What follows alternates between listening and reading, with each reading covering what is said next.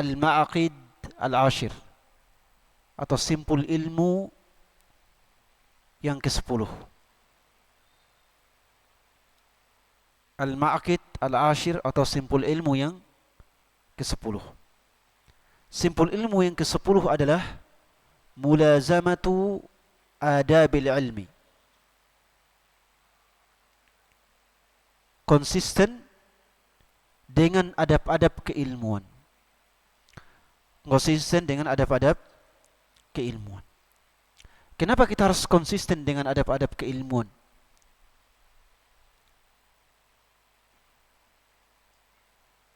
Jawabannya adalah karena kita sebagai penuntut ilmu dituntut oleh Allah Subhanahu wa taala dan Rasul-Nya untuk tidak mengotori ilmu kita dengan adab-adab yang kurang baik. Jadi moral yang buruk, adab yang kurang baik itu bisa mengotori kesucian ilmu yang kita hafal. Bisa menodai kemurnian ilmu yang kita baca dan pahami. Iblis laknatullahi alaih dilaknat oleh Allah Subhanahu wa taala, dikeluarkan dari surga, diharamkan, kemudian dimurkai, bahkan diusir karena dia tidak beradab. Padahal dia adalah orang yang berilmu. Dia tidak beradab padahal dia adalah orang yang berilmu. Jadi iblis itu adalah orang yang berilmu. Iya. Kalau seandainya dia bukan orang yang berilmu, maka tidak mungkin dia sombong, tidak mungkin dia sombong. Kalau iblis itu orang yang tidak berilmu, apa yang mau dia sombongkan?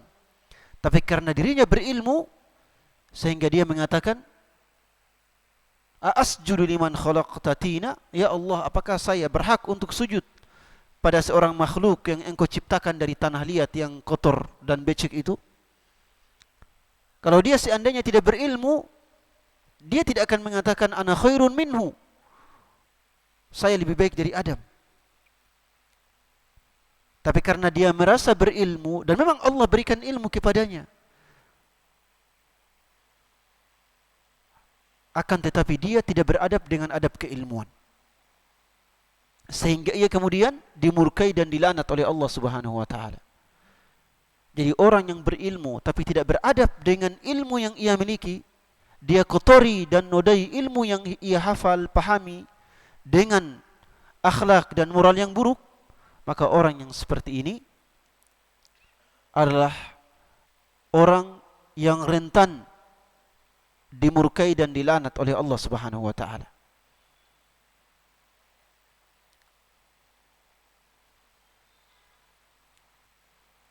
Jadi seorang penuntut ilmu wajib beradab dan berakhlak.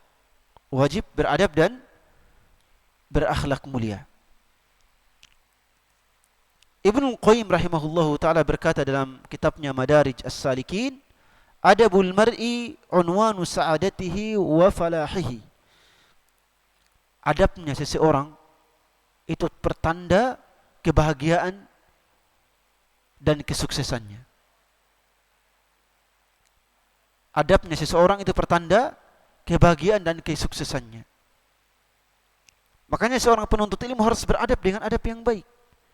Allah Subhanahu wa taala menyifati Ismail dalam Al-Quran sebagai pemuda yang santun, pemuda yang beradab. Fabasyarnahu bighulamin halim. Maka kami, kata Allah, memberikan kabar gembira kepada Nabi Ibrahim dengan lahirnya seorang pemuda yang santun. Kalau hanya diberikan kabar gembira dengan lahirnya seorang anak, itu hal biasa. Ya. Orang lain juga punya anak. Orang lain juga punya anak. Tidak ada istimewanya. Tapi Allah kemudian mengatakan pemuda yang akan lahir dari Ibrahim dan Hajar adalah pemuda yang santun, pemuda yang santun, pemuda yang beradab. Dan ini lebih utama, lebih utama,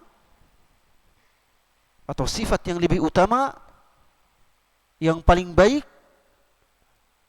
yang ada dalam diri seorang penuntut ilmu. Kesantunan dan adab atau akhlak yang mulia.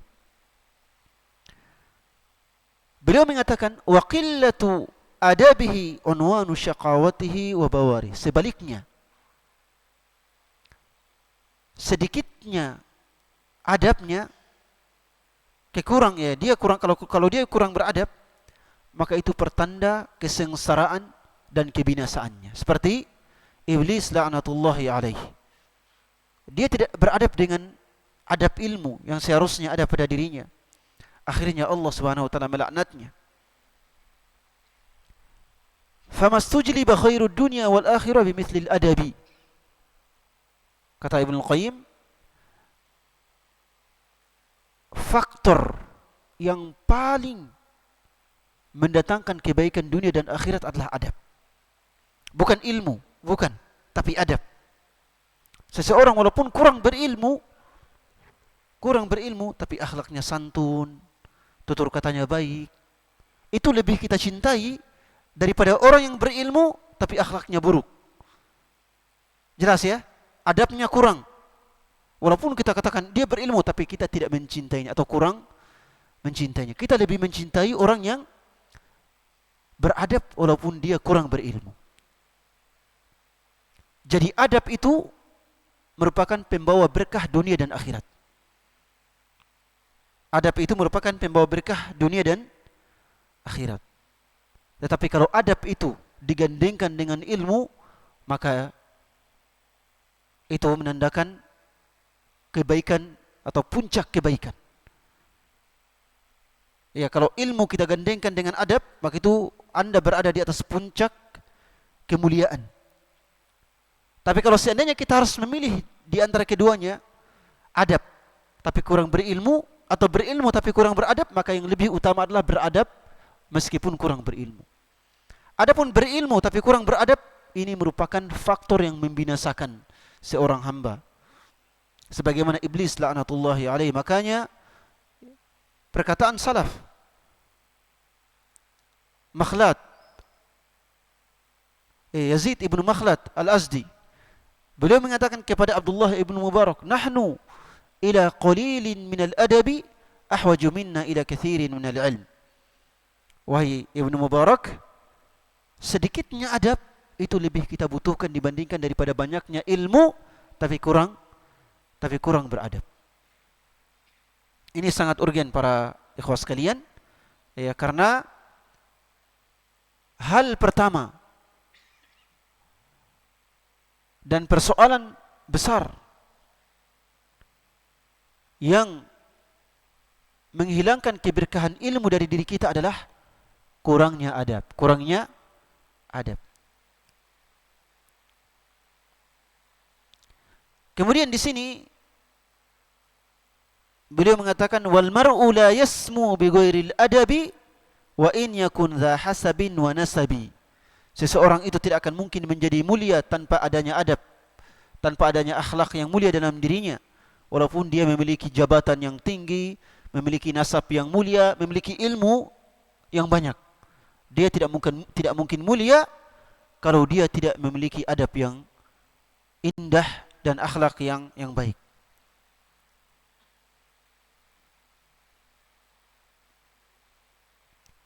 Ya, saya kira ini sudah, ya, kita sudah bahas, ya. Kemudian kita berpindah pada Al-Ma'aqid Al-Hadi Ashar. Ini masih berkaitan dengan Al-Ma'aqid Al-Ashir. Al-Ma'aqid Al-Hadi Ashar, simpul ilmu yang ke-11 ini masih berkaitan dengan yang ke-10. Beliau mengatakan siyanatul ilmi amma yashinu mimma yukhaliful muru'ata wa yakhrimuha. Menjaga ilmu dari hal-hal yang bisa mengotorinya. Menjaga ilmu dari hal-hal yang bisa mengotorinya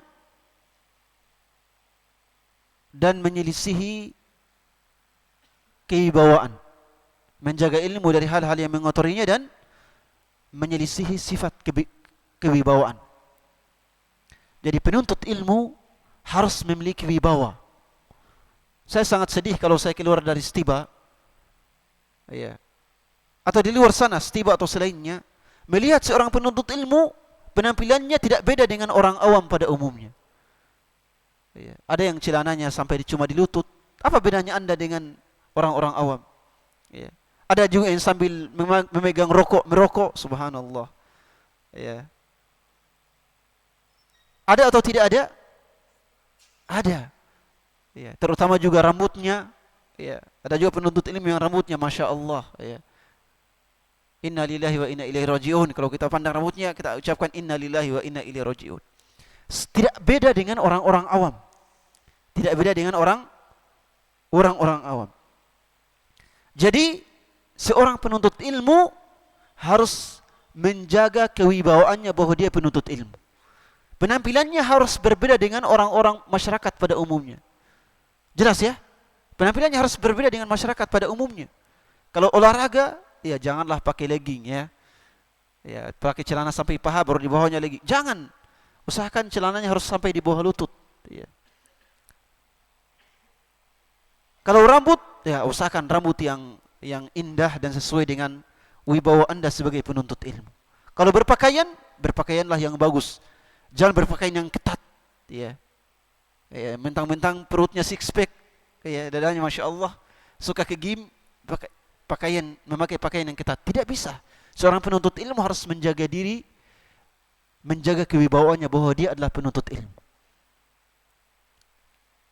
Harus memelihara jenggot, ya. Jangan kemudian mencukur jenggot atau dipotong sedemikian rupa, ya. Tidak, harus.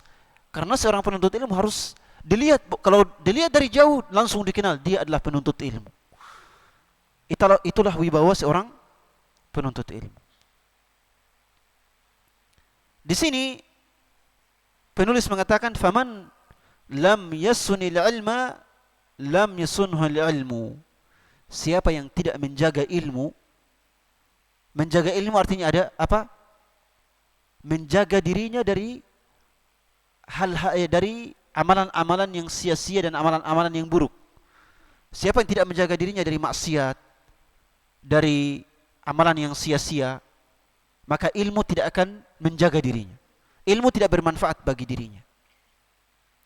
Kalau pada zaman dahulu, para ulama itu mengatakan, tidak pantas seorang penuntut ilmu menghabiskan waktu pada hal yang sia-sia. Pada hal yang sia-sia, tidak bermanfaat. Tapi pada zaman sekarang, masya Allah ya. Jangankan kita katakan jangan habiskan waktu pada hal yang tidak bermanfaat. Sekarang kita akan mengatakan kepada para penuntut ilmu, jangan habiskan waktu pada maksiat. Iya. Kenapa? Karena kebanyakan penuntut ilmu zaman sekarang kebanyakan waktunya adalah pada hal yang sia-sia. Semoga antum tidak demikian ya. Iya, pada main game, pada Instagram, masya Allah, pada Facebook, pada drakor, ya, pada apa lagi? Pada anime, masya Allah, ya. Pada ngopi dan selain sebagainya. Ngopi tidak kenal waktu. Ini semua para ikhwas sekalian merupakan hal-hal kesia-siaan yang pada zaman sekarang ada sebagian penuntut ilmu yang melakukannya. Ada atau tidak ada? Ada. Ya. Jangan bilang tidak ada karena saya sudah mensurvei. Ya. Ya. Saya sudah mensurvei. Jadi sebagai penuntut ilmu tentunya harus menjaga ilmu ini dari hal-hal yang bisa merusak ilmu. Baik. Di sini ada syair, la yudrikul ilma battalun wala kasilun wala malulun wala man ya'laful bashara. Di sini kata beliau, ilmu itu tidak akan diraih oleh orang yang cuma bersantai-santai dan orang yang malas-malasan. Ilmu tidak akan diraih oleh orang yang suka santai dan bermalas-malasan. Ya, tiap hari main game. Ya, ada yang saya tanya, berapa hari main game? Satu hari berapa kali main game? 10 kali Ustaz. Ya. Kalau 10 kali main game, setiap kali main 1 jam, berarti 10 jam. Nah, itu bukan mahasiswa tiba, itu orang lain, penuntut ilmu, ya. Penuntut ilmu. Subhanallah. Kalau sudah 10 jam main game, itu artinya orang yang pemalas atau tidak? Pemalas. Ya. Dia tidak akan bisa ya, meraih ilmu. Bahkan kalau dia hafiz Al-Quran, hafalannya akan banyak hilangnya. Wala malulun wala man ya'laful bashara. Juga ilmu tidak akan diraih oleh orang yang cepat bosan. Oleh orang yang cepat bosan dan orang yang suka bergaul. Ia suka bergaul. Tiap hari cerita. Ya, tiap hari kongko-kongko sama teman-temannya cerita. Ya. Tidak memfokuskan diri untuk menghafal, untuk murajaah, untuk membaca. Ya. Seorang penuntut ilmu harus begitu. Bukan berarti kongko-kongko dan duduk-duduk cerita itu tidak boleh. Boleh, silakan. Tapi harus diingat waktunya. Harus diingat waktunya. Ya. Jadi tidak boleh cepat bosan. Ya, ini perbedaan kita orang Indonesia dengan para penuntut ilmu dari negara-negara lain. Kalau orang Afrika itu, kalau duduk murojaah 3 jam itu, 3 jam masih bisa fokus. Dia duduk murojaah 3 jam tanpa henti, masih bisa fokus. Kalau kita orang Indonesia, murojaah setengah jam, sudah mengantuk, sudah menguap. Jelas ya? Ya. Apa faktornya? Allahu a'lam. Mungkin kita terlalu banyak makan nasi. Ya. Terlalu banyak makan nasi dan makan sayur kangkung atau bayam. Ya. Ini sebagai candaan ya. Tapi kita harus menjadi orang yang tidak boleh cepat bosan dalam belajar dan murojaah. Kalau Anda cepat bosan, itu sangat berbahaya. Kenapa orang kemudian pergi, ya, misalnya pergi ya, setengah jam belajar, bosan, pergi main game 2 jam, 3 jam. Karena dia orang yang cepat bosan. Dia orang yang cepat bosan. Jelas ya? Setengah jam belajar, saya pergi ingin main bola. 3 jam dia pergi main bola. Itu karena dia cepat bosan dalam belajar. Padahal seorang penuntut ilmu tidak boleh cepat bosan. Dia harus ketika duduk untuk murajaah, itu harus 2 jam, 3 jam. Ya, 2 jam, 3 jam baru dia tinggalkan tempat duduknya. Harus fokus, harus fokus. Kalau murajaahnya cuma setengah jam, baru cepat ngantuk, itu ya perlu ditanyakan, perlu dipertanyakan keseriusannya dalam menuntut ilmu. Oleh sebab itu, ikhwas sekalian yang dimuliakan oleh Allah Subhanahu wa taala, orang yang berilmu, yang benar-benar berilmu adalah orang yang tidak cepat bosan dalam murajaah dan menghafal. Orang yang ketika memegang buku, dia 1 jam pun tidak akan mengantuk. Ketika berdiri masuk ke maktabah, ke perpustakaan, memegang buku, dia tidak sadar. 1 jam ternyata bacanya dalam keadaan berdiri. Lantaran indahnya itu membaca. Ya. Itulah penuntut ilmu sejati. Ya. Bukan yang ketika melihat buku catatannya 5 menit sudah mengantuk. Ya. Ya. 5 menit sudah mengantuk. Ya. Makanya dulu ada guru saya, Syekh Abu Aiman dari Ma'had Ar-Roya mengatakan, wahai para penuntut ilmu, kalau kalian mau cepat tidur, baca buku. Ya.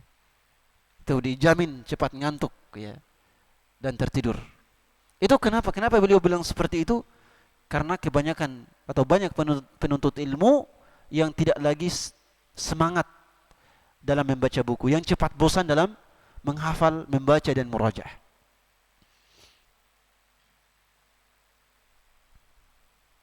Ibnu Taimiyah di sini mengatakan jima'ul muru'ati isti'malu ma yujmiluhu wa yazinuhu wa tajannubu ma yudannisuhu wa yashinuhu. Kata beliau, kewibawaan ilmu yang mesti ada dalam diri kita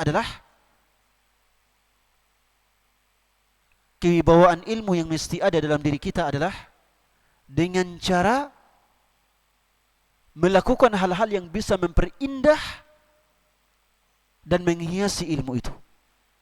Jadi kita sekarang sudah punya ilmu, alhamdulillah, ya. Antum sekarang sudah 1 tahun ya, atau hampir 2 tahun di PB juga, ya. Masya Allah, sudah memiliki ilmu. Ilmu yang sedikit ini mesti diperindah dan dihiasi dengan cara apa? Dengan menjaga kewibawaan ilmu dan kemurniannya.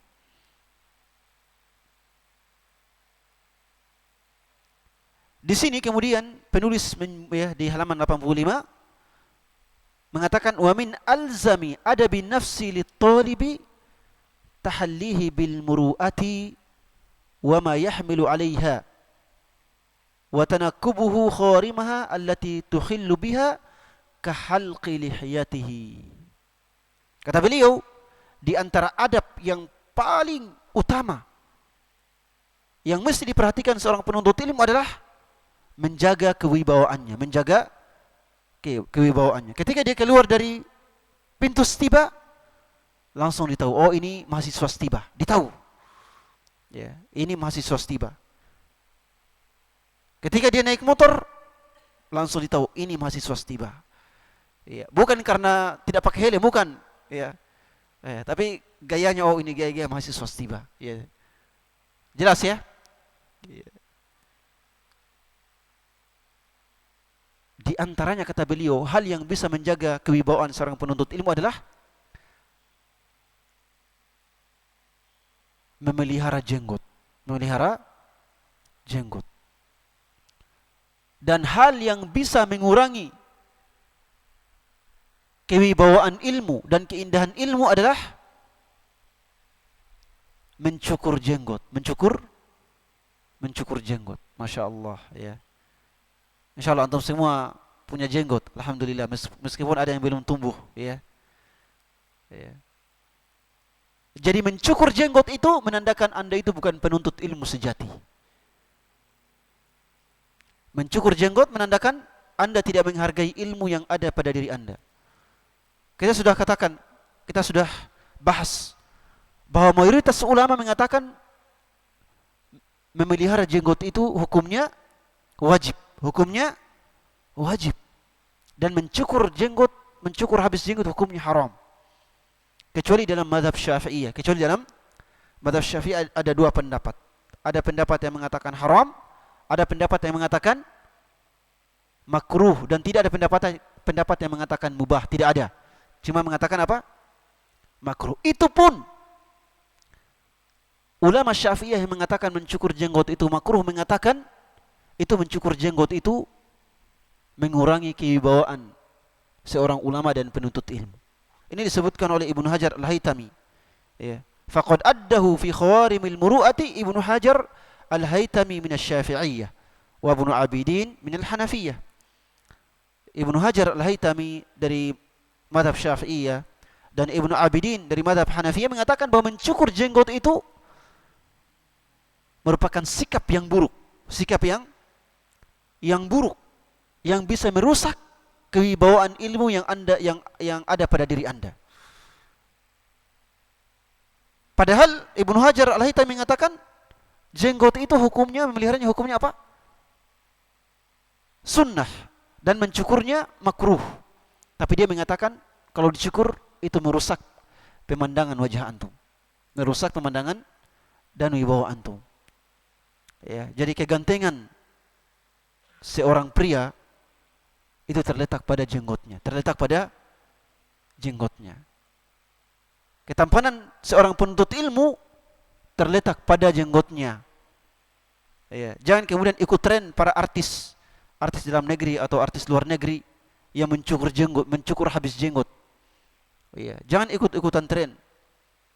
Ya, kita harus mengikuti idola dan teladan kita Rasulullah sallallahu alaihi wasallam. Jadi mesti diperhatikan, ya. Tidak boleh mencukur jenggot, haram hukumnya, haram hukumnya. Bahkan yang mengatakan makruh pun itu mengatakan itu merusak pemandangan,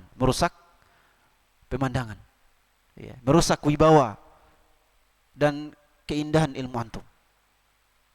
Jadi ini diperhatikan. Di antara hal-hal yang bisa merusak ilmu yang ada pada diri kita adalah di sini dikatakan au kathratil liltifati fit tariqi, atau banyak menoleh ke sana ke sini kalau di jalan. Jadi penuntut ilmu kalau berjalan di jalan, dia menghadap ke depan.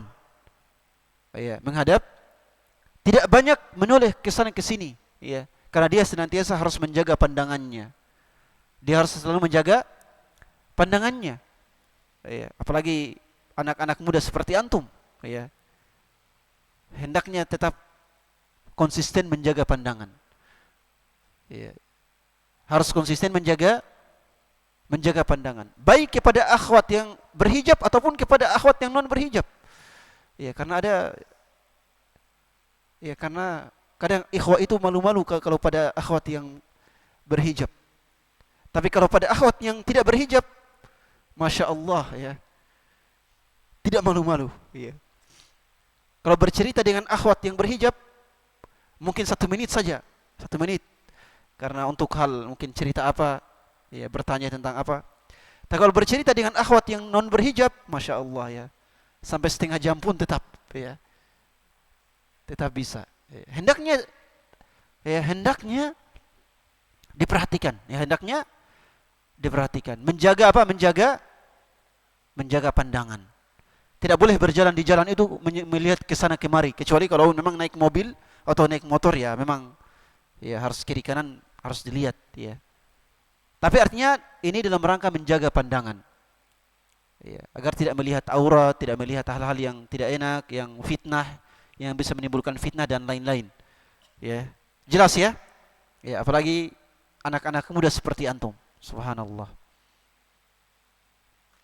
Ya, kalau sudah terfitnah dengan pandangan, subhanallah, itu berat. Ya, itu berat.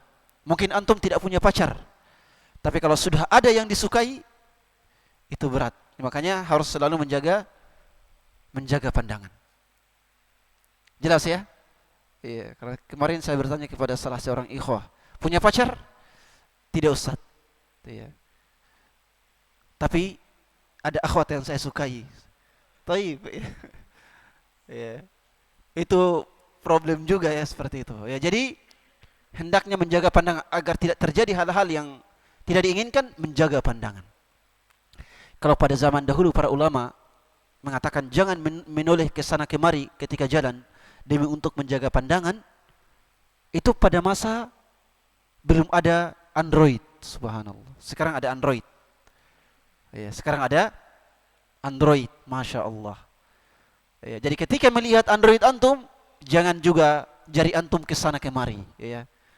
Melihat reels, ya, Instagram, masya Allah. Apalagi sekarang zaman generasi Z seperti antum itu, tidak ada yang tidak punya Instagram. Tidak ada yang tidak punya Instagram. Pasti ada, kecuali mungkin 1-2, jarang, ya, 1-2 orang. Kalau Facebook mungkin bukan lagi zamannya antum untuk bermain Facebook. Tapi kalau Instagram atau TikTok, masya Allah, ya. Ya, tapi kalau seperti antum kayaknya TikTok juga kurang diminati, ya. Para penuntut ilmu misalnya TikTok kurang meminati TikTok. Ya, kalau seperti antum ini wajah-wajah Instagram, ya. Ya, bukan antum, maksudnya segenerasi antum, ya. Ya, wajah-wajah Instagram. Oleh sebab itu harus menjaga pandangan ketika masuk pada media sosial. Jelas ya? Agar tidak melihat kecuali yang baik-baik. Tidak menonton kecuali tontonan yang bermanfaat dan baik-baik, bermanfaat bagi dunia dan agama kita. Ya. Bukan drama-drama pendek yang tidak mendidik itu, ya, subhanallah. Banyak sekarang drama-drama pendek, ya, yang sama sekali tidak mendidik. Allahul musta'an. Jelas ya? Ya. Jadi tidak boleh banyak menoleh, termasuk juga tidak boleh banyak nonton ya di HP, YouTube yang tidak bermanfaat, Instagram ya, reels yang tidak bermanfaat. Tontonlah hal-hal yang bermanfaat. Baik. Kemudian di antara hal yang bisa merusak ilmu adalah maddur rijlaini fi majma'in nasi min ghairi hajatin wala daruratin da'iyatin. Ya, katanya di antara hal-hal yang bisa merusak ilmu pada seorang ustaz, pada seorang penuntut ilmu, pada calon ustaz seperti antum adalah menjulurkan kaki ketika tengah bersama-sama. Ketika dalam apa? Ya, dalam majelis seperti ini tiba-tiba ada orang yang menjulurkan kaki. Nah, itu merusak wibawa dan adab antum. Ya, tapi kalau lagi healing, lagi santai-santai ya enggak ada problem, ya. Lagi rihlah enggak ada problem, ya. Karena kan suasananya lagi santai dan rihlah. Tapi kalau lagi serius dalam majelis ilmu, dalam rapat keilmuan, dalam rapat yang penting, maka tidak boleh kemudian menjulurkan kaki, ya. Itu tidak berwibawa, apalagi kepada ustaz, apalagi kepada ustaz atau guru. Ini tidak dibolehkan. Kemudian di antara hal yang merusak ilmu adalah suhbatil aradili wal fusaqi wal mujjani wal battalin. Masya Allah. Di antara hal yang bisa mengotori dan menodai ilmu yang ada pada diri kita adalah bersahabat dengan orang-orang yang suka bermaksiat. Bersahabat dengan orang-orang yang suka bermaksiat dan orang-orang yang tidak punya pekerjaan. Tidak ada kerjanya, tiap hari dilihat nongkrong di game, main game. Jangan bersahabat dengan dirinya. Kalau Anda bersahabat dengan dirinya, maka itu merusak kewibawaan ilmu dalam diri antum. Apalagi kalau bersahabat dengan orang-orang yang suka bermaksiat. Ini tidak dibolehkan. Ini tidak dibolehkan. Al-mar'u ala dini khalilihi falyanzur ahadukum man yukhaliluhu. Ya. Jadi seseorang itu akan disamakan dengan perilaku temannya. Ya, maka hendaknya engkau memilah dan memilih siapa temanmu. Kalau temanmu baik, teman nongkrongmu orang-orang soleh, Anda juga insyaallah akan dikategorikan sebagai orang soleh. Sebaliknya kalau teman nongkrongmu adalah orang-orang buruk, Anda juga akan dikategorikan sebagai orang buruk. Ya, jadi harus berteman dengan orang-orang yang soleh. Jangan berteman dengan orang-orang yang suka bermaksiat. Orang yang suka menghabiskan waktunya pada hal yang sia-sia. Yang suka menghabiskan waktunya pergi ke konser, pergi game, ya, pergi karaoke, ya. Pergi apa lagi? Pergi main bola, enggak ada problem. Main bola silahkan. Tapi semua waktu Anda habis di bola, ini juga problem, ya. Itu bisa merusak reputasi Anda sebagai seorang penuntut ilmu. Kemudian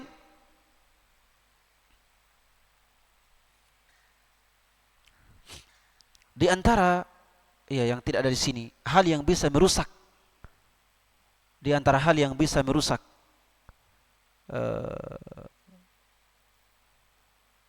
kewibawaan Anda sebagai penuntut ilmu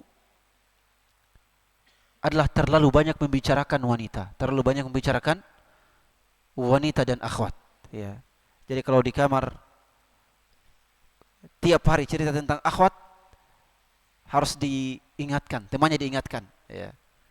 Harus temannya diingatkan, jangan berbicara tentang itu, ya. Kita di sini harus fokus menuntut ilmu. Ya. Di antaranya juga adalah terlalu banyak makan. Terlalu banyak makan. Kalau Anda sudah banyak makan, maka Anda akan cepat lelah. Kalau sudah cepat lelah, cepat ngantuk. Kalau sudah ngantuk karena kenyang, tidurnya bisa 8 jam, bisa 9 jam. Ya. Itulah yang menyebabkan Banyak penuntut ilmu yang terlambat bangun. Ya, ada, bukan banyak, tapi sebagian penuntut ilmu terlambat bangun karena terlalu banyak makan, terlalu banyak makan. Maka usahakan agar ya makanan itu sesuai dengan porsi perut, ya, sesuai dengan porsi lambung Anda. Dan yang perlu ditekankan ini rambut, ya. Nah, ini juga rambut ini, teman-teman sekalian. Ya, kalau ada yang rambutnya panjang, ya hendaknya dicukur, ya. Ya, jelas ya.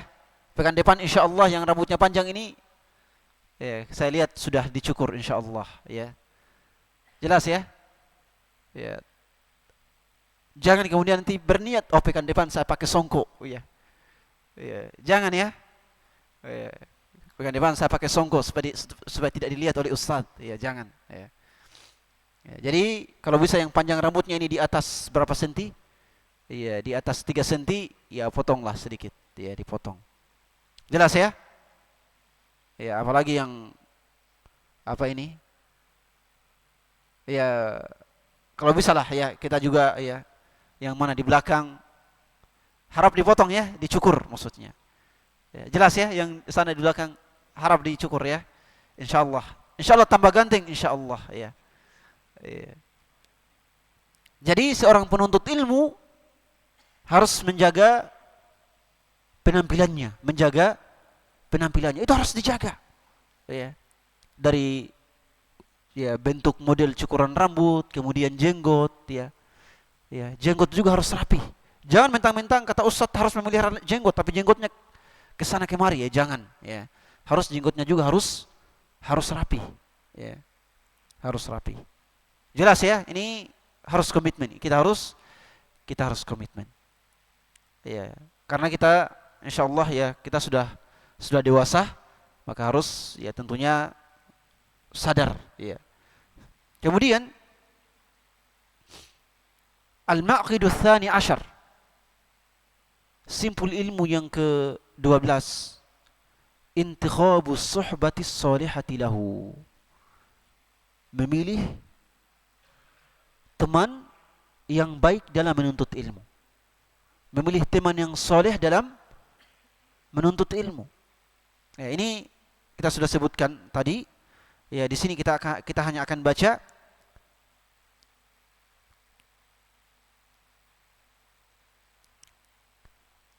fal insanu madaniyun bit-tab'i. Manusia itu makhluk sosial. Jadi madaniyun bit-tab'i diterjemahkan apa? Makhluk sosial. Al-insanu madaniyun bit-tab'i. Manusia itu makhluk sosial.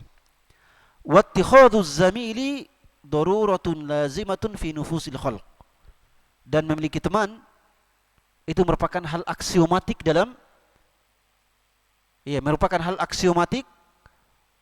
dalam diri makhluk, dalam diri manusia.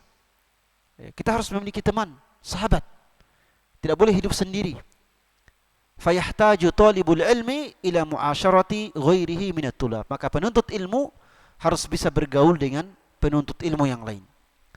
Litu'inahu hadhihi al-mu'asyaratu ala tahsilil ilmi wal ijtihadu wal ijtihadi fi talabi. Agar pergaulan yang baik ini bisa membantu penuntut ilmu dalam meraih ilmu itu sendiri. Waz-zamalatu fil ilmi in salimat minal ghawaili nafi'atun fil wusuli ila al-maqsud. Kata beliau, pertemanan dalam rangka menuntut ilmu itu sangat bermanfaat dalam meraih cita-cita kita sebagai penuntut ilmu. Ini sangat luar biasa, ya. Ya, kadang kita menuntut ilmu, yang paling banyak membantu kita itu kadang sahabat kita.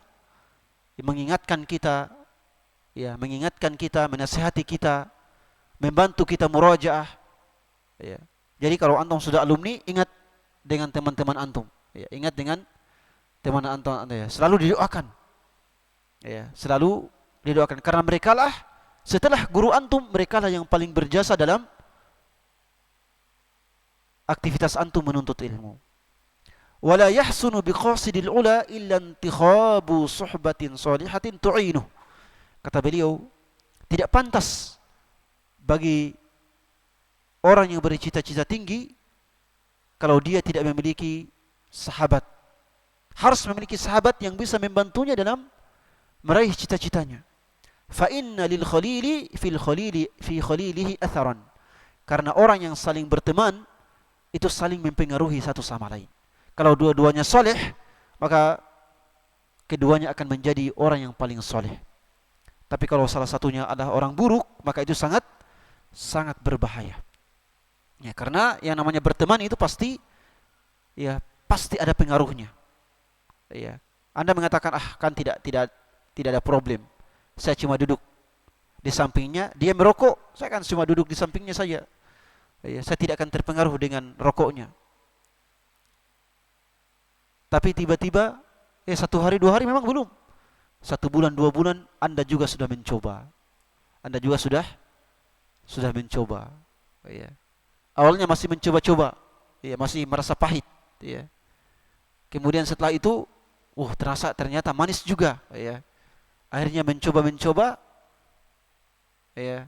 Akhirnya datang kepada ustadznya dalam keadaan bau rokok. Inna lillahi wa inna ilaihi raji'un. Ya. Datang menghadap ustadz tapi dalam keadaan bau rokok. Ya. Ini berbahaya. Taib. Di sini beliau kemudian menuliskan sebuah hadis dari Nabi sallallahu alaihi wasallam, "Ar-rajulu ala dini khalilihi falyanzur ahadukum man yukhalil." Seseorang itu tergantung pada perilaku dan tindak tanduk temannya. Maka hendaknya kalian memilah dan memilih siapa orang yang harus dijadikan sebagai sahabat. Di sini beliau mengatakan, la tashabil kaslana fi halatihi kam salihin bifasadi akhara yafsudu. Kata beliau, janganlah kalian berteman dengan orang-orang yang malas. Janganlah kalian berteman dengan orang-orang yang malas. Betapa banyak orang saleh menjadi rusak karena berteman dengan orang-orang yang rusak. Betapa banyak orang-orang saleh menjadi rusak karena dia berteman dengan orang-orang yang rusak. Ini berbahaya. Adwal balidi ilal jalidi sari'atun kal jamri yudu'u fir ramadi fayakhmudu. Kata beliau, penyakitnya orang dungu, orang jahat, orang buruk, penyakit orang buruk itu sangat cepat berpindah kepada orang soleh. Penyakit orang yang suka bermaksiat itu cepat pindah kepada orang yang soleh.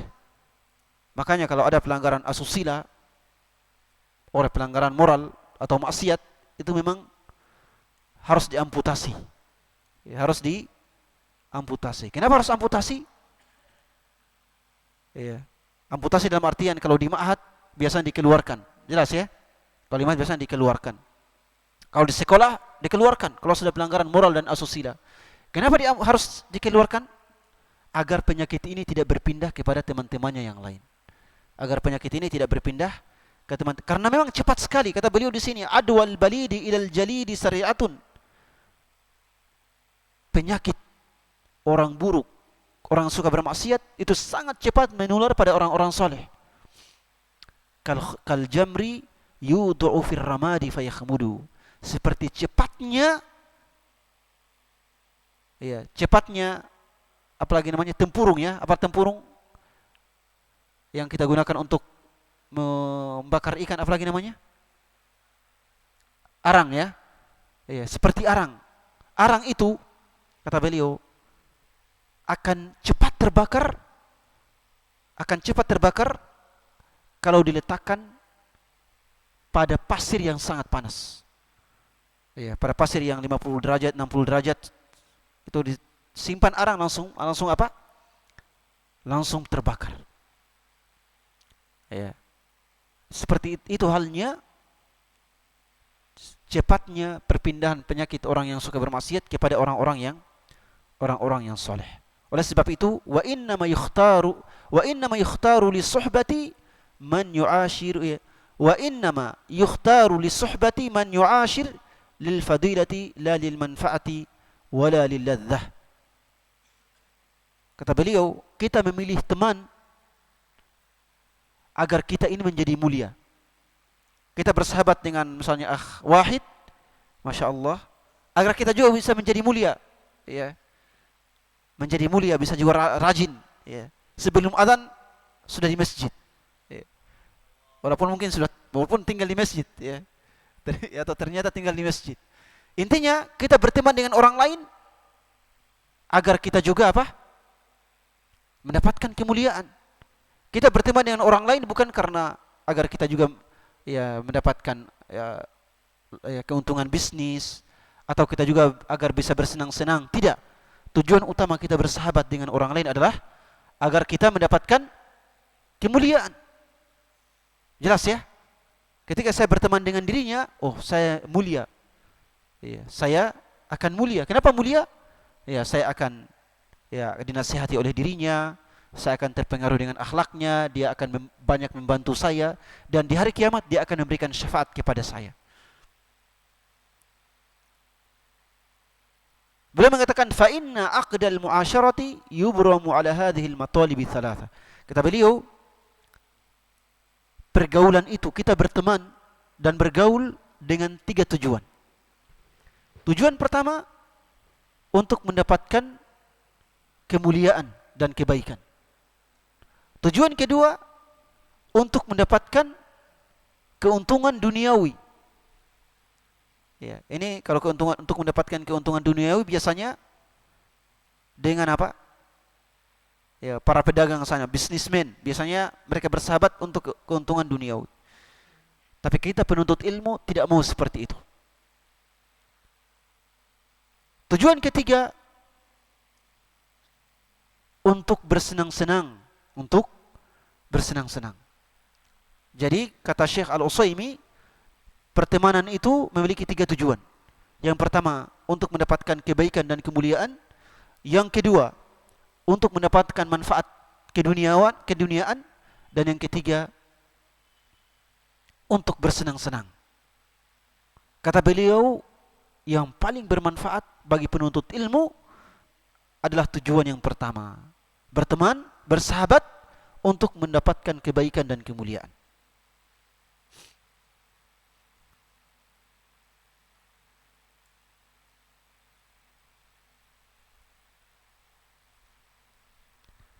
Jelas ya? Baik. Dan sahabat itu, kata Syekh A'id Al-Qarni, sahabat itu ada 4 jenis. Ada sahabat seperti udara. Ada sahabat seperti udara, yang kita tidak bisa hidup, agama kita tidak akan baik kecuali selalu bersamanya. Karena sifat udara kan selalu bersama kita. Kita tidak mungkin hidup tanpa ada oksigen. Jelas ya? Kata beliau, sahabat yang paling bermanfaat adalah seperti sahabat yang bersifat seperti udara. Kalau kita jauh darinya, maka kita banyak mengalami kerugian terkait dengan agama kita, ibadah kita. Jelas ya? Ya, inilah sahabat yang harus kita butuhkan. Kalau kita dekat dengannya, maka kita semakin dekat kepada Allah. Sahabat yang seperti udara, tidak boleh ditinggalkan. Sahabat kedua adalah sahabat yang seperti makanan. Apa sahabat yang seperti makanan? Kita bertemu dan duduk dengannya kalau kita butuh. Kalau kita butuhkan. Ya, seperti makanan, kalau kita butuhkan ya kita makan, kalau enggak kita tidak makan. Ya, sahabat yang seperti ini adalah sahabat yang ada urusan bisnis, kepentingan ya yang dengan diri kita. Ya, urusan perdagangan, urusan bisnis, jelas ya? Ya, ini sahabat yang seperti makanan.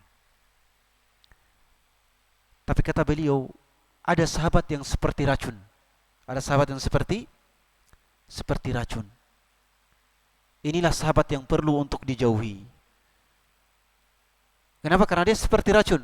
Kalau Anda mendekati, maka dia akan menjerumuskan Anda ke dalam kemaksiatan. Maka sahabat-sahabat yang seperti ini wajib untuk dijauhi. Jadi kata beliau, jenis sahabat itu ada 3. Yang pertama, sahabat seperti udara. yang tidak boleh kita tinggalkan. Karena kita butuhkan setiap saat. Kemudian sahabat seperti makanan yang kita butuhkan atau yang kita temui saat kita butuhkan dan perlukan. Kemudian sahabat yang seperti racun, yang sama sekali tidak boleh kita mendekatinya. Kalau kita dekati, kita akan terkena racunnya. Ya. Ini 3 jenis pertemanan, dan hendaknya kita memilih teman yang jenis yang pertama yang seperti udara. Yang seperti udara. Kita harus mencari teman-teman soleh yang seperti ini, yang membantu kita dalam ketaatan kepada Allah Subhanahu wa taala. Kalau seandainya orang-orang soleh itu tidak membantu kita di dunia, maka mereka akan membantu kita di hari kiamat. Karena di hari kiamat itu orang-orang yang saling bersahabat di dunia, mereka akan saling memberi syafaat. Ya, mereka akan saling memberi syafaat, sebagaimana dalam surah Asy-Syu'ara ketika Allah menyebutkan tentang penyesalan orang-orang yang masuk neraka. Di antara penyesalan mereka adalah karena mereka ketika di dunia tidak memiliki teman-teman yang soleh. Fama lana min syafi'in wala sadiqin hamim. Kami pada hari ini tidak ada orang yang bisa memberi kami syafaat, karena tidak ada sahabat karib. Tidak ada sahabat karib kami yang soleh. Semua sahabat kami adalah orang-orang yang buruk, orang-orang yang suka bermaksiat. Saya kira demikian para ikhwas sekalian kajian singkat kita pada kesempatan kali ini. Kalau ada yang mau bertanya, dipersilahkan.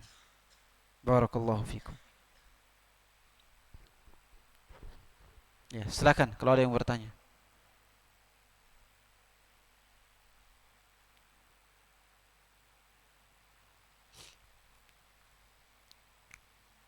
Iya. Dengan apa? Bisa dengan tulisan, bisa dengan lisan.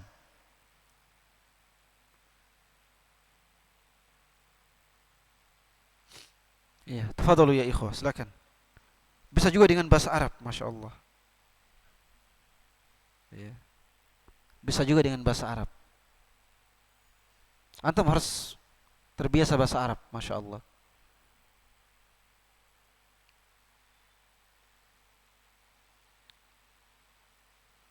Kemarin saya membawakan daurah kenaikan marhalah ke takwin dengan bahasa Arab. Padahal kebanyakan mereka masih semester 2. Ya. Kata mereka, kami paham Ustaz. Ya. Dengan bahasa Arab. Akhirnya saya bawakan materi tarbiyah dengan bahasa Arab. InsyaAllah antum juga sekali-kali kita kajian dengan bahasa Arab ya. Pekan depan kita kajian dengan bahasa Arab?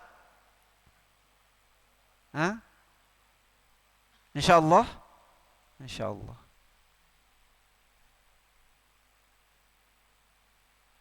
InsyaAllah ya. Bukan insyaallah yang di luar sana, bukan. InsyaAllah tapi setelah itu tidak ditepati. Ya. Ada seorang syekh bercerita, karena seringnya dia mengatakan insyaallah tapi tidak ditepati. Ya. Anak-anaknya, ya abi, kami mau begini insyaallah. Tapi tepat pada hari H selalu berhalangan. Ya, halangan uzur. Ya, ada saja halangan. Akhirnya pada suatu saat ketika anak-anaknya mengatakan, "Ya abi, kita mau kesini ya, kita mau jalan-jalan." Ya. Pas abinya mau mengatakan insyaallah, anak-anaknya langsung tahan mulutnya.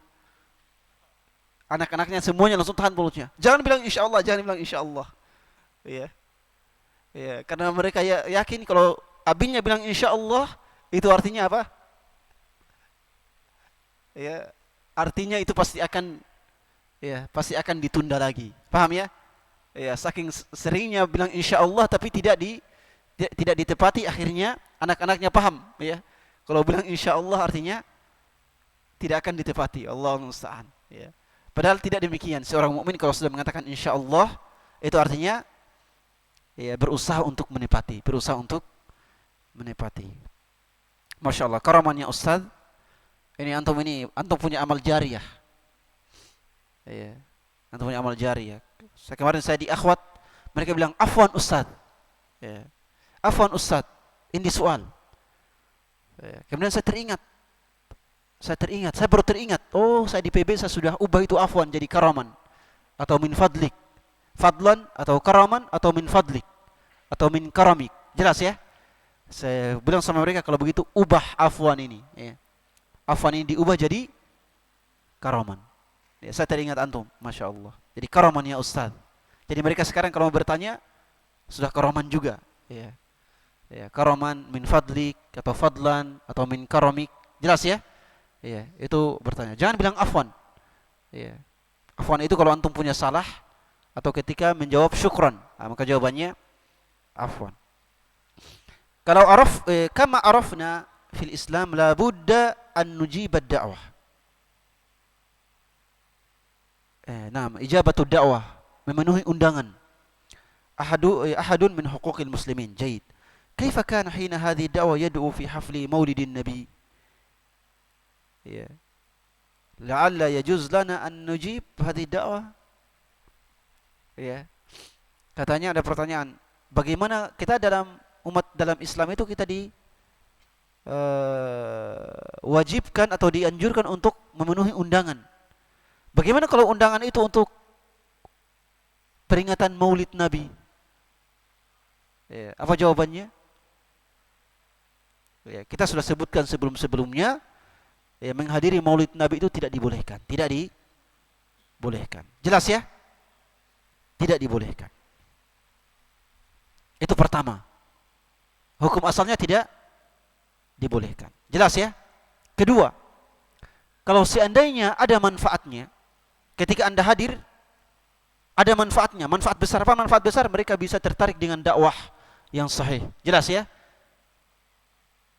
Ketika Anda mengatakan, kalau saya hadir ada manfaatnya, maka Anda harus mempertimbangkan dua hal. Jenis maulidnya, jenis apa? Apakah cuma ceramah dan berdoa? Kalau cuma ceramah dan berdoa, maka silahkan hadir.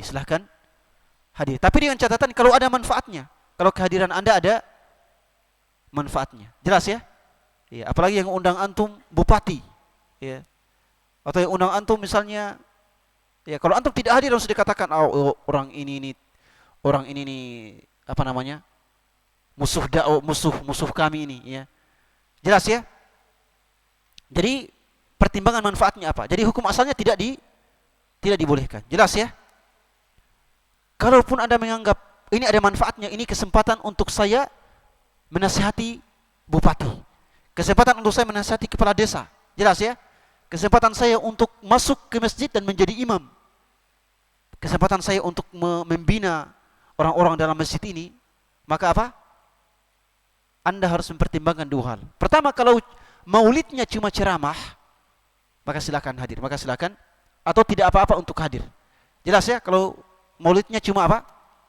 Cuma ceramah. Karena itu ringan, pelanggarannya ringan. Tapi kalau maulidnya sambil joget-jogetan, agar ada qasidahan, gambusnya, ya, ada barazanjinya, ketika sambil di mahalul qiyam, orang berdiri menunggu, Rasulullah datang, ya, maka Anda tidak perlu hadir. Anda tidak perlu hadir. Jelas ya? Jelas? Ya, jadi yang pertama, hukum asalnya tidak boleh hadir. Tapi kalau Anda merasa itu ada manfaatnya, tadi ini kesempatan untuk memberikan masukan, ya, mendakwahi mereka, ya, untuk memahamkan mereka bahwa ini adalah, bahwa maulid itu tidak diperlukan. Yang kita perlukan adalah mencintai Rasul dan mengamalkan sunnahnya. Itu yang kita perlukan. Kesempatan kalau seperti itu, pikirkan dua hal. Kalau seandainya maulidnya cuma ceramah saja, maka boleh atau tidak? Ya, silahkan. Kalau cuma ceramah. Tapi kalau maulidnya sudah barazanji kemana-mana, sudah, ya, ada qasidahan juga, ya, atau bukan ada joget-jogetnya, itu tidak dibolehkan. Jelas ya? Ya. Jelas ya?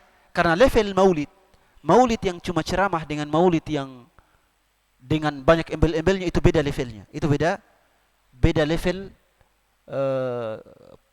penyimpangannya, dan juga beda sikap kita dalam merespon dan menyikapinya. Jelas ya? Ya, jelas. Karena yang namanya pelanggaran itu kan tidak sama, tidak satu level. Pelanggaran itu ada yang ringan, ada yang berat. Jelas ya? Pelanggaran itu ada yang ringan dan ada yang berat. Supaya antum paham. Ya. Dan kita sudah sebutkan di sini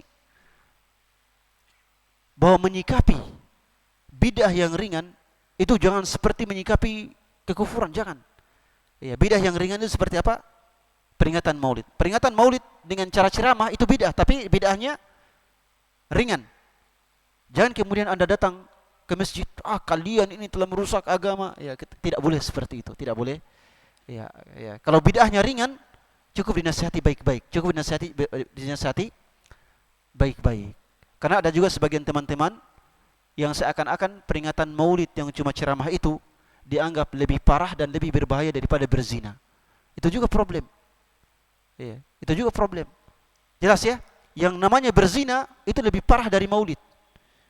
Ya, yang namanya berzina lebih parah dari Maulid. Makanya kaidah yang benar adalah, kaidah yang mesti dipahami adalah bid'ah yang kecil itu lebih berbahaya daripada bid'ah yang kecil. Sedangkan bid'ah yang besar lebih berbahaya daripada bid'ah yang kecil lebih berbahaya daripada maksiat yang kecil. Sedangkan bid'ah yang besar lebih berbahaya daripada bid'ah yang besar lebih berbahaya daripada maksiat yang besar. Itu kaidahnya. Adapun bid'ah yang kecil, apakah lebih berbahaya daripada maksiat yang besar? Tidak. Ya. Jadi Maulid itu bid'ah. Ya, cuma dalam bentuk ceramah itu bid'ah, tapi dia lebih ringan daripada berzina dan minum khamr. Dia lebih ringan daripada berzina dan minum khamr. Jadi ketika menyikapinya, maka jangan disikapi dengan seakan-akan ya orang yang peringati Maulid itu adalah orang-orang peminum khamr. Tidak boleh. Ya, itu tidak boleh. Disikapi dengan cara yang baik. Ya. Oleh sebab itu, kalau ada manfaatnya, Anda bisa berdakwah di situ, bisa menasihati imam desa, bisa hadir Maulid antum langsung jadi imam di situ. Ya, bisa mempengaruhi masyarakat, silakan hadir. Silakan hadir, tapi dengan ketentuan yang telah kita sebutkan. Jelas ya? Ya, ini saya sebutkan karena ini urgen, karena ini sangat urgen. Tapi hukum asalnya apa? Tidak boleh. Baik, supaya jangan antum kemudian menukil, ustaz bilang boleh, ya. Ya, jangan, ya. Apa kewajiban bagi orang yang berkurban, ustaz? Dan apakah kewajiban itu dikenakan untuk keluarganya juga? Kewajiban orang yang berkurban. Tidak ada kewajiban orang yang berkurban. Kewajiban orang yang berkurban adalah pertama mengikhlaskan hati. Yang kedua menyembelih kurbannya setelah salat Idul Adha. Jangan menyembelih kurbannya sebelum salat Idul Adha. Itu kewajibannya cuma dua. Mengikhlaskan hati lalu kemudian menyembelihnya setelah salat Idul Adha. Karena ada pertanyaan di sebagian budaya orang Buton itu, kurbannya disembelih pada tanggal 9 Zulhijjah, pada hari Arafah. Jadi hari rayanya hari Jumat, kurbannya disembelih pada hari Kamis. Ada. Ya, itu tidak dibolehkan. Itu tidak dibolehkan. Jelas ya? Adapun memotong kuku, maka itu hukumnya makruh. Ya. Orang yang memotong kuku ketika awal Zulhijjah, dia berniat berkurban. Lalu kemudian memotong kukunya, itu hukumnya makruh. Dia orang yang berkurban disunahkan untuk tidak memotong kuku dan tidak mencukur rambut. Itu disunahkan. Idza arada ahadukum an yudhi fala ya'khudanna min sya'rihi wala adfarihi syai'an. Ya.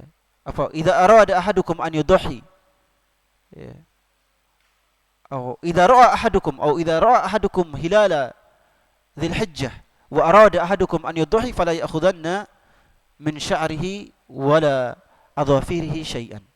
Kalau kalian sudah melihat hilal, sudah masuk Zulhijjah, lalu salah seorang kalian berniat untuk berkurban, maka jangan memotong rambut bulu-bulunya dan jangan memotong kuku-kukunya. Jelas ya? Ya. Itu hukumnya sunnah dan bukan wajib. Siapa yang melakukannya? Yang melakukannya adalah orang yang berniat berkurban, bukan keluarganya. Misalnya kepala keluarga yang berniat kurban, maka keluarganya tetap boleh memotong kuku dan mencukur rambut. Jelas ya? Ya, yang tidak dibolehkan, yang disunahkan untuk tidak mencukur rambut dan memotong kuku adalah kepala keluarga yang berniat, ya.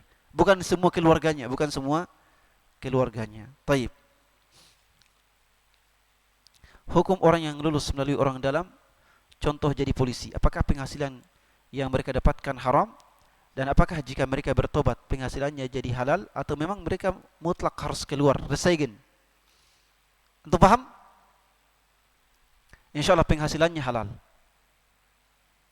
Karena penghasilan itu dia dapatkan lewat pekerjaan, lewat ketika dia diberikan gaji, dia kerja atau tidak?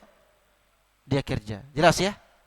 Ya. Jadi urusan masuknya ke polisi lewat menyuap, lewat orang dalam, maka itu ya maksiatnya berhenti di situ. Maksiatnya berhenti di situ. Jelas ya? Ya, adapun urusan gajinya, maka insyaallah gajinya tetap halal karena gaji itu dia dapatkan lewat apa? Lewat profesi yang dia jalankan sehari-hari. Jelas ya? Ya, supaya antum jangan menuduh macam-macam ya. Itu penghasilan antum haram, ya jangan. Baik. Adapun hukum suap kita sudah jelaskan sebelumnya. Jelas, tidak perlu diulang ya. Hukum suap. Baik. Bismillah Ustaz, apakah barazanji itu haram?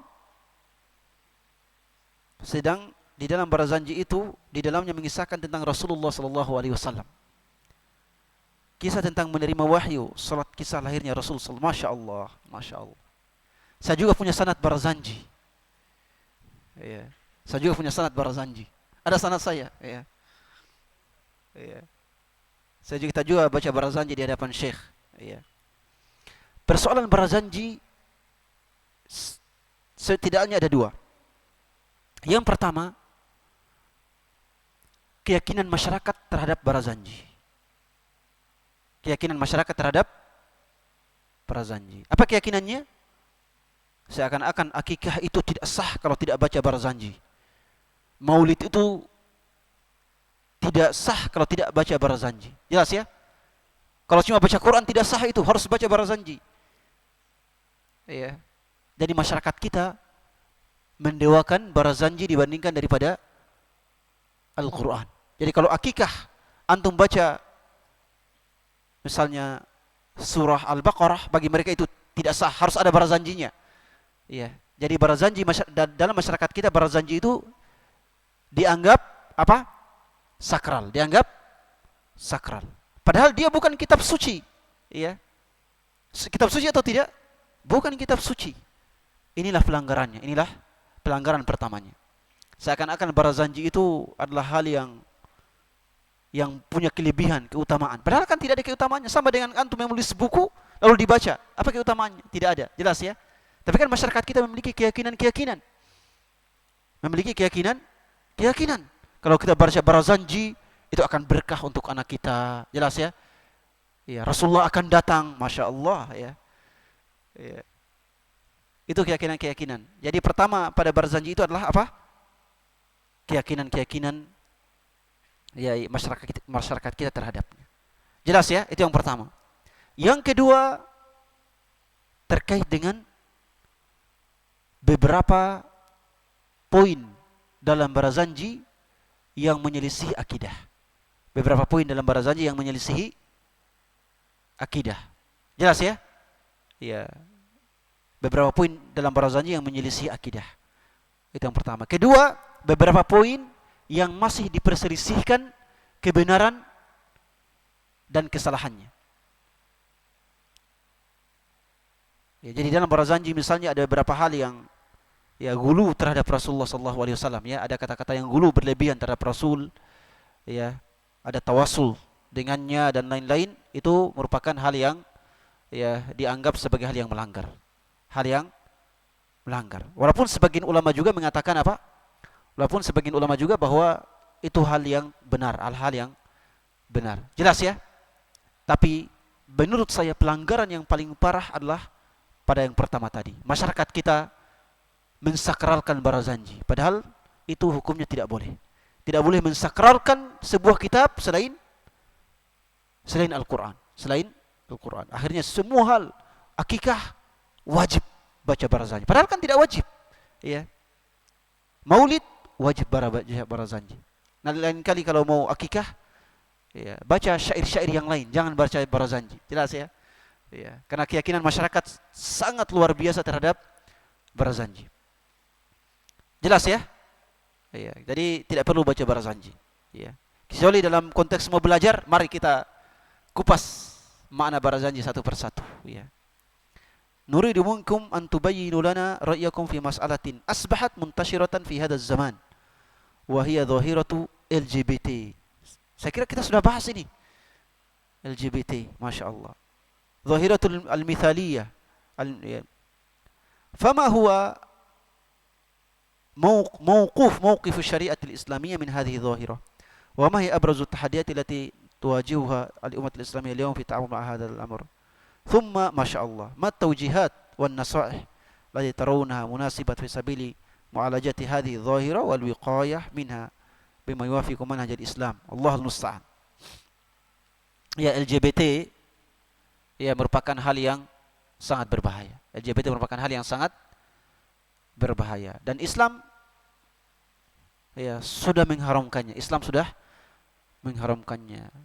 Dan LGBT khususnya laki-laki sama laki-laki itu lebih parah daripada perzinahan. Khususnya laki-laki face laki-laki. Kalau perempuan face perempuan itu masih ringan.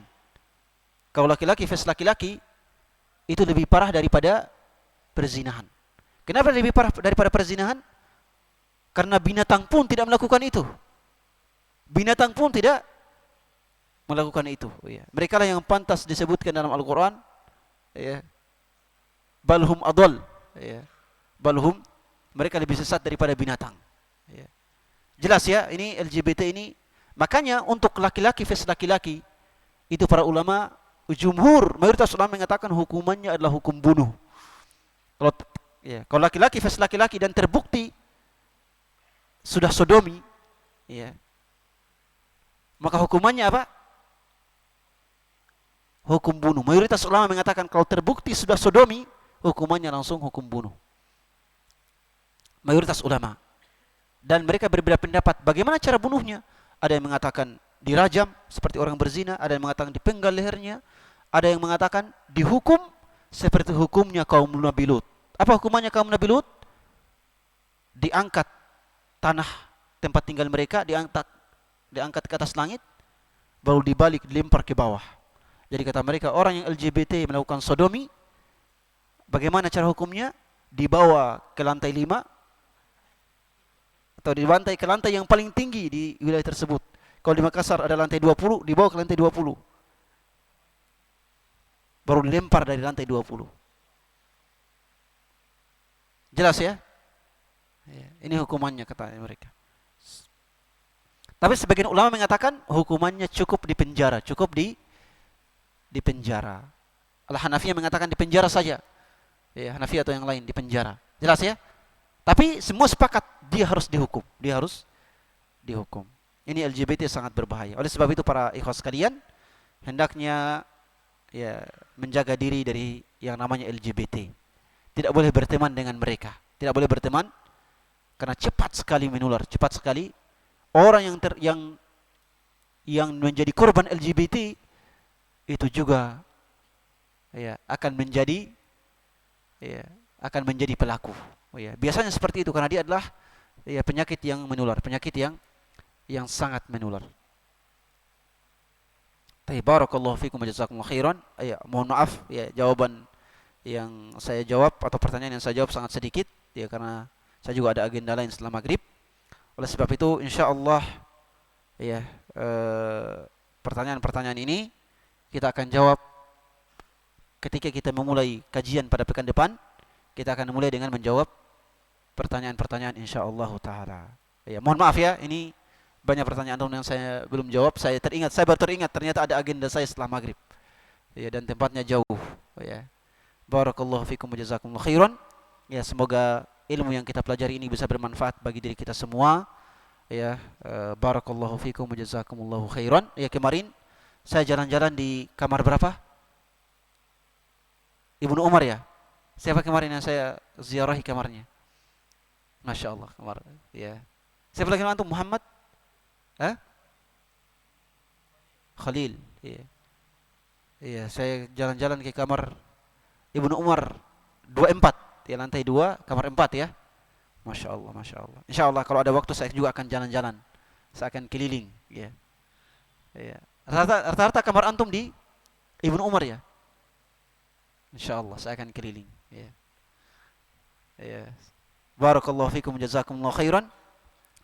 Ya Allahumma inna nas'aluka ilman nafi'an wa amalan mutaqabbala wa rizqan thayyiba. Allahumma inna na'udzubika min ilmin la yanfa' wa min qalbin la yakhsha wa min nafsin la tashba wa min du'ain la yusma' wa min ainin la tadma'. Allahumma rabbana ighfir lana wa liwalidina warhamhum kama rabbawna shighara. اللهم لا تزغ قلوبنا بعد إذ هديتنا وهب لنا من لدنك رحمة إنك أنت الوهاب اللهم إنك عفو كريم تحب العفو فاعف عنا اللهم لا تزغ قلوبنا بعد إذ هديتنا وهب لنا من لدنك رحمة إنك أنت الوهاب اللهم انفعنا بما علمتنا وعلمنا ما ينفعنا وزدنا علما وعملا وإيمانا يا رب العالمين اللهم طهر قلوبنا من النفاق والعصيان اللهم طهر قلوبنا من النفاق والعصيان اللهم أصلح لنا اللهم أصلحنا اللهم أصلحنا وأصلح شباب المسلمين إنك ولي ذلك والقادر عليه سبحان ربك رب العزة عما يصفون وسلام على المرسلين والحمد لله رب العالمين والسلام عليكم ورحمة الله وبركاته.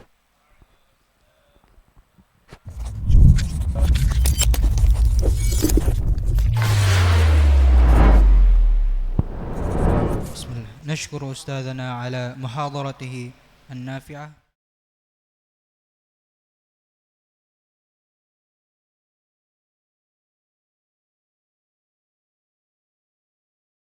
9